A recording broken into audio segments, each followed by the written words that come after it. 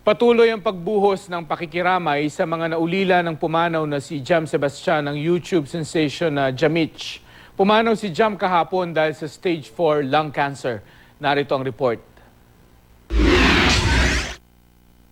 Nakaburol ang labi ni Jam ng sikat na YouTube sensation na Jamich sa Loyola Memorial Chapel sa Sucat, Parañaque.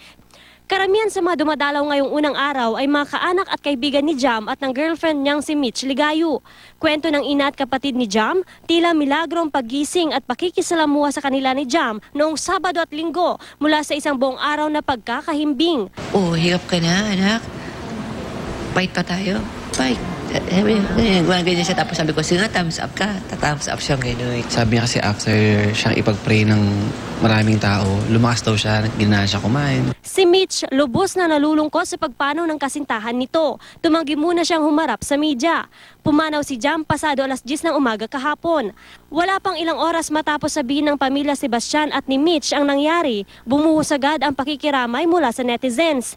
Sa Twitter, nagtrending sa Pilipinas ang mga hashtag na RIP Jam at Stay Strong Mitch. Nagpapasalamat din ang mga netizens sa mga aral at inspirasyon na dala ng tambalang Jamich sa pamamagitan ng kanilang YouTube channel.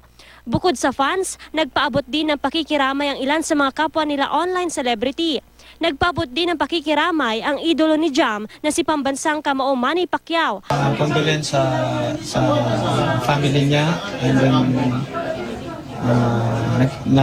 buong pamilya ko nakikiramay sa kanila. Noong nakarang taon, na-diagnose si Jam na may stage 4 lung cancer. Nitong Marso, nagsimulang maging kritikal ang lagay ni Jam.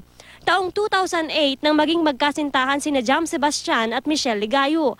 Matapos ang ilang taon ng kanilang relasyon, nagsimula silang gumawa ng mga video at doon nabuo ang tambalang Jamich. Una silang gumawa ng video para makita ng kanilang pamilya at kaibigan, pero hindi nagtagal ay naging viral ang mga ito.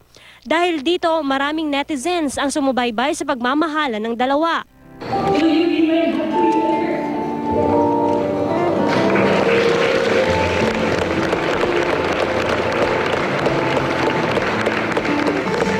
Sa March 20 sana magdiriwang ng kanyang ika-29 na kaarawan si Jam.